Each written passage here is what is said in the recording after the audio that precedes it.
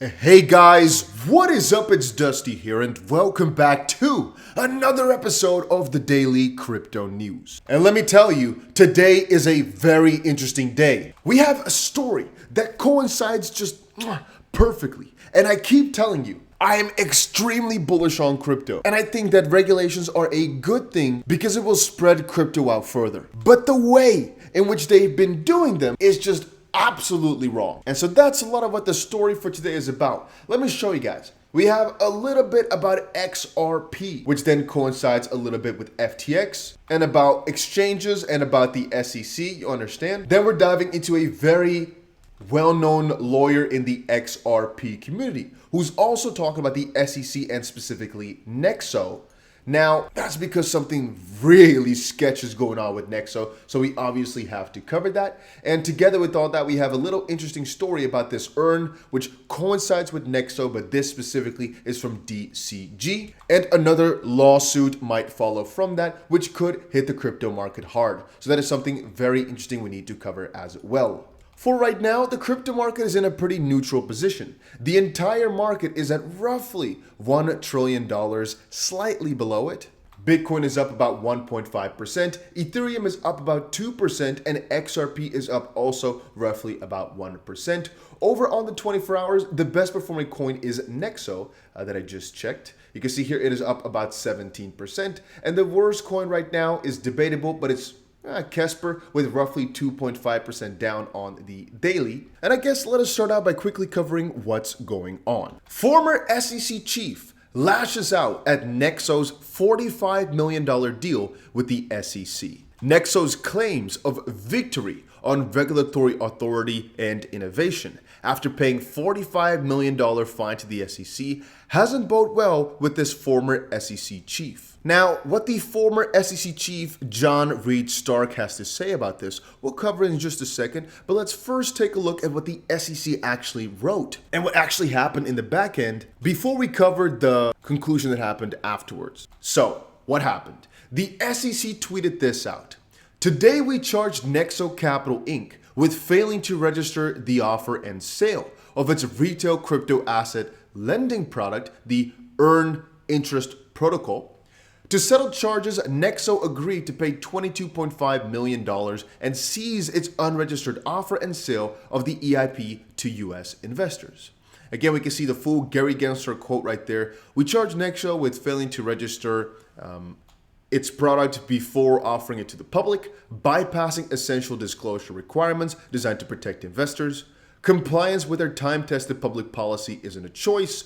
Whether or where crypto companies do not comply, we will continue to follow them, the facts and the law to hold them accountable. In this case, among other actions, Nexo is ceasing its operations for this unregistered lending product in the US. And to that, before again we go into the SEC side, take a look at Jeremy Hogan. He said, the SEC charges Nexo for its lending product and settles with them the same day. A $45 million collection.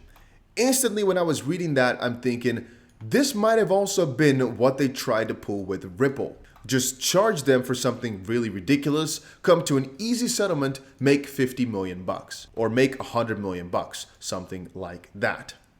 But isn't Nexo an exchange? What about the numerous securities that Nexo is unlawfully selling to US citizens? That's okay now? I'm confused.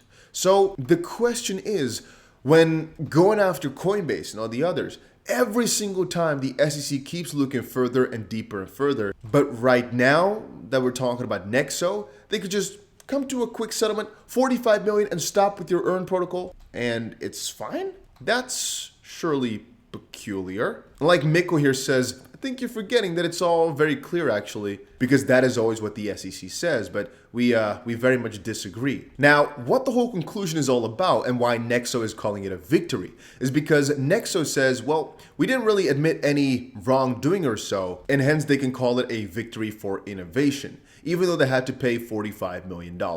And the John Reed Stark here is not so happy about it. Nexo pays a whopping 45 mil to the SEC but claims a victory for innovation. Such absurd spin is the latest crypto trend. BlockFi similarly touted its 100 million SEC penalty as a victory for regulatory clarity. Other than that, Mrs. Lincoln, how was the play?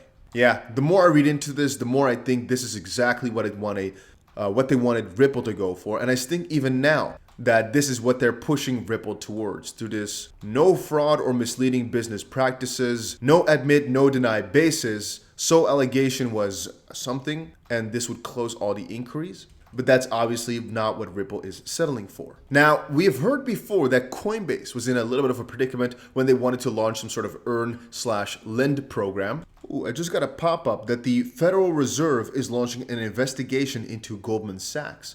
Interesting. If I find out more, I'll tell you guys more a little bit later today. But what is kind of connected with the whole Coinbase earn, the whole Nexo earn is this. DCG. Hopefully you guys all remembered that they basically claimed all the money for themselves through this earn protocol, and now they're in a lot of trouble. They filed for bankruptcy and whatnot. You can see Cameron Winklevoss, however, whom these guys from Gemini Exchange basically used Genesis for this whole lend. And so people that were using Gemini got screwed over by the partnership that they had here. And so Cameron Winklevoss and the guys over at Gemini want to basically sue DCG over all this. And again, crucially, the decision to put Genesis into bankruptcy does not insulate Barry, DCG, and any other wrongdoers from accountability. We've been prepared to take direct legal action against Barry, DCG, and others who share responsibility for the fraud that caused harm to 340,000 earned users and others duped by Genesis and its accomplices. Unless Barry and DCG come to their senses and make a fair offer to creditors, we will bring this lawsuit against Barry and DCG immediately. Obviously, after they filed for bankruptcy yesterday or the day before, the crypto lender was then subject to an investigation by the Department of Justice over transferring the funds between Genesis and the DCG. So things are going to get juicy on this department rather soon. And Gemini basically wants some explanations and wants people to get their money back. But whether or not that's going to happen, we still have yet to see. Then talking about fraud, talking about crazy things, talking about money.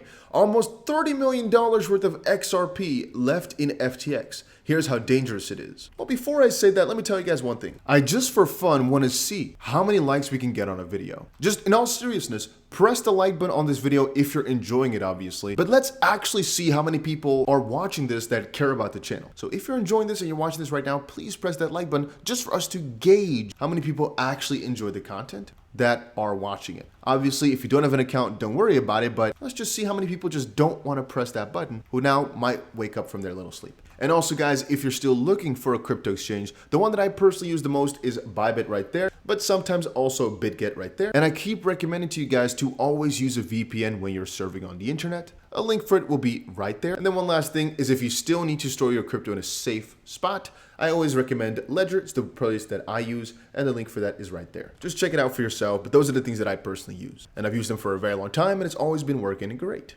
Anyway, like I said just now, Ripple CEO revealed they gave FTX a 10 million XRP lease before the collapse, which is a little bit of an oopsie moment. And that's what brought my attention to articles along the lines of this, as to how much XRP would still be on there, on the exchange, and how much they still have in terms of selling pressure. Now, honestly, it's not that much. When I was looking at the 30 million, I was thinking, ooh, that's not that good. But 30 million XRP in the grand scheme of things really is not that bad. And it's actually kind of interesting that Alameda held any XRP at all. It's going to be kind of peculiar, because I kind of wonder how they were allowed to then buy that and whatnot, or if this has anything to do with FTX US. I kind of wonder if FTX US has any XRP at all. But the point being, they hold about 30 million XRP, which again can indeed be dumped onto the market, but I don't think it's going to be too bad of a consequence, because we've had before Jet McCallum selling millions of XRP every single day, and it really didn't do too much. And we have obviously got the billion XRP unlock from Ripple every single month. I just kind of wonder where they're going to be putting their XRP. Where are they going to sell it? How is that going to go? If you guys understand what I'm going for here. Where are they going to sell it? I guess not in the US, right? And they can't do it on their own FTX anymore. How are they going to sell that? That's a peculiar question. Because I'm thinking now that the US, the Department of Justice potentially, or some entity, has seized the assets of Alameda and whatnot. And let's say they had to sell it for liquidity purposes. Where would they sell that on, you know? You would think maybe like an auction or so. But because they're in Chapter 11, I don't expect that to be the case. Hey, Ripple is also trending. You can see it right there. That's interesting.